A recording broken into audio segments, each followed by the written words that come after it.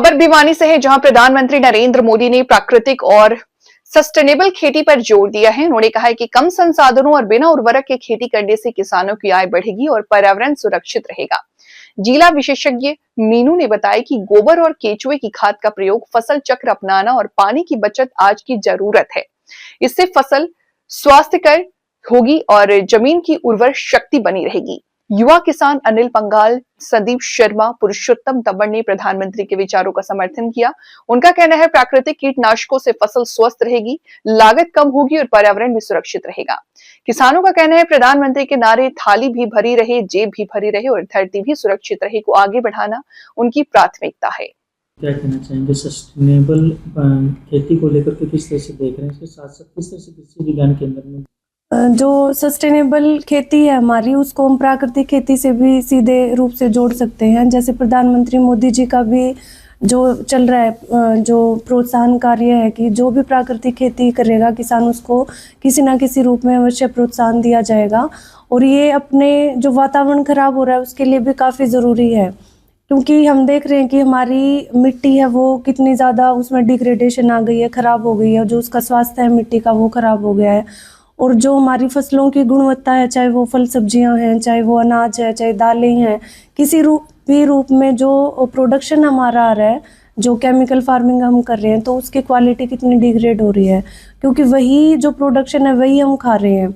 तो उससे जो इनडायरेक्टली है मानव स्वास्थ्य पे भी और पशुओं के स्वास्थ्य पे भी बहुत बुरा असर आ रहा है उस पर।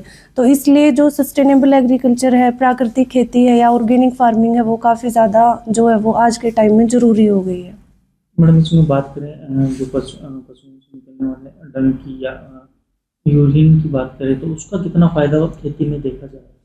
देखिए, एक जो हरियाणा एग्रीकल्चर यूनिवर्सिटी है उसमें जो माइक्रोबायोलॉजी डिपार्टमेंट के साइंटिस्ट हैं उनके द्वारा एक शोध की गई थी। उसमें अलग अलग पशुओं के 11-12 पशुओं के जो गोबर है, डंग जिसको हम बोल सकते हैं, या यूरिन है, उनको कलेक्ट किया गया था।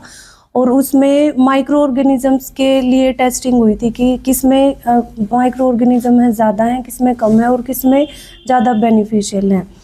तो उस शोध में ये पाया गया कि जो हमारी देसी गाय है, जो इंडिजिनस काऊ है, उसके गोबर में और उसके गौमूत्र में सबसे ज़्यादा जो माइक्रो ऑर्गेनिजम्स हैं, जो सूक्ष्म जीवाणु हैं, उनकी संख्या सबसे ज़्यादा पाई गई, जो कि किसानों के लिए खेती में सबसे ज़्यादा कारगर पाए गए हैं। तो हम ये कह सकते हैं कि जो प्राकृतिक खेती है उसका जो मूलभूत सिद्धांत है वो देसी गाय से ही शुरू होता है। इसके साथ साथ इसमें जो है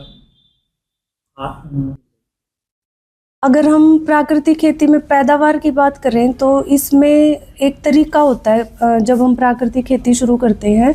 इसमें किसान कहाँ पे गलती करते हैं, जैसे आज यहाँ पे हमने जागरूक किया किसी गांव में कि भाई आप प्राकृतिक खेती की तरफ जाइए, क्योंकि ये सस्टेनेबल एग्रीकल्चर के लिए काफ़ी इम्पोर्टेंट है। आपने सुना कि प्राकृतिक खेती इम्पोर्टेंट है और शुरुआती अवस्था में ही क्या करता है किसान, वो प्राकृतिक खेती शुरू कर देता है। मान लो किसी वो सबसे बड़ी जो है उसमें उसको रिस्क लेने की जो वो समस्या आएगी। तो प्राकृतिक खेती को शुरू कैसे करना है, मान लो किसी के पास 5 एकड़ ज़मीन है, तो शुरुआत कैसे करनी है उसको, जैसे आधा किले से या 1 किले से उसको शुरुआत करनी है। फिर धीरे धीरे हर सीज़न वाइज जो है उसको प्राकृतिक खेती के अंडर, नेचुरल फार्मिंग के अंडर अपना एरिया बढ़ाना है।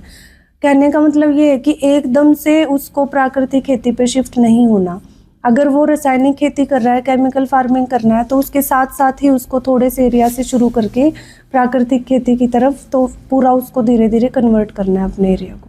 यही ये बताया जा रहा है कि एकदम से अगर आप कन्वर्ट करोगे तो उसमें पैदावार तो घटेगी एकदम से, लेकिन अगर आप थोड़े थोड़े एरिया से शुरुआत करोगे तो वो कंपनसेट होती जाएगी। उसका रीज़न क्या है, कारण क्या है, क्योंकि हर साल जैसे जैसे प्राकृतिक खेती किसान वो करता जाएगा तो उसकी ज़मीन में जो है वो सुधार होता जाएगा, उसकी जो प्रॉपर्टीज़ हैं मिट्टी की वो उसकी इम्प्रूव होती जाएंगी। और मिट्टी अगर उसकी इम्प्रूव होगी तो जो पैदावार है वो ऑटोमेटिकली उसकी बढ़ेगी धीरे धीरे। कृषि विज्ञान केंद्र द्वारा नेचुरल फार्मिंग पे, प्राकृतिक खेती पे प्रशिक्षण दिए जाते हैं समय समय पे। तो जो भी किसान प्राकृतिक खेती करने का इच्छुक है या जो सोच रहा है कि मुझे जो वातावरण है उसको बचाने में अपना योगदान देना है, अपनी जो खेती है उसको सुधारने में योगदान देना है, तो जो भी किसान भाई प्राकृतिक खेती करने का इच्छुक है वो कृषि विज्ञान केंद्र में आके अपना नाम दर्ज करवा सकता है। और जब भी प्रशिक्षण शुरू होगा तो उसको हम फ़ोन करके बता देते हैं कि इस दिन प्रशिक्षण शुरू है और आप आ सकते हैं। मेरा नाम पुरुषोत्तम है, मेरा गांव जाटुलवारी है। मैंने अपने खेत में 15-16 एकड़ में गेहूं कुछ सरसों की बिजाई की हुई है। जो पीएम मोदी जी ने आज सस्टेनेबल खेती के बारे में बताया वो बहुत ही अच्छा सराहनीय कदम है, क्योंकि अगर हम ये खेती का तरीका अपनाएंगे तो हमारी खेती की लागत घटेगी। जो प्रकृति ने संसाधन दिया उनका सीमित प्रयोग करके हम खेती को अच्छी पैदावार ले सकते हैं। साथ ही रासायनिक खादों का प्रयोग कम करके जैविक खाद और देसी खाद गोबर के डाल के अपने खेती को पैदावार को हम बढ़ा सकते हैं। ये पीएम मोदी की एक बहुत अच्छी सराहनीय पहल है। हमें सभी को इस पे चल के खेती की लागत घटानी चाहिए और हम खुद भी रासायनिक खादों को के अलावा हटा के हम अपनी देसी खाद और जैविक खाद का प्रयोग करने लग रहे हैं। मेरा नाम अनिल पंगाड़ है, गांव तालू, जिला भिवानी। मैं करीबन 2014 के बाद 1 एकड़ जो खेत है उसके अंदर तो कुछ भी नहीं डालता, ना कोई डीएपी, ना यूरिया, ना कोई कीटनाशक है। मैं जो किसानों को यही संदेश देना चाहेंगे कि भाई जो मिट्टी पानी चेक करवा के कम से कम लागत में जरूर खेती करे तो बहुत बढ़िया हुआ है, क्योंकि इससे जो कीटनाशक है अंधाधुंध प्रयोग हो गया, डीएपी यूरिया हद से ज़्यादा डालने लगे, उससे ज़मीन भी खराब होती है और फसल भी खराब होती है। तो मैं तो यही कहना चाहूँगा जो प्रधानमंत्री जी ने जो संदेश दिया है उसके ऊपर युवाओं को आगे आना चाहिए और बेहतर तरीके से खेती करनी चाहिए। जींद के अंदर एक कीट साक्षरता मिशन चला हुआ है, वहाँ लाखों किसान हैं, ना कोई जो खाद कट्टा डालते मुट्ठी से, वो 2 किलो डीएपी, 2 किलो यूरिया, आधा किलो जिंक का घोल बना के न उसका स्प्रे करते हैं और कम लागत में और बढ़िया पैदावार होते हैं। मेरा नाम संदीप शर्मा है, गांव तालू है, जिला भिवानी। भाई सब भाइयों ने मैं तो यही बात कहना चाहूँ, जितने भी किसान भाई हैं कम खाद की खेती करो और काया निरोगी बनाओ। जितना कम खाद गेरोगे उतनी ही देह स्वस्थ रहेगी। और जो प्रधानमंत्री ने जो मिशन चला रखा है कम खाद का, उस पर ध्यान दो सभी। और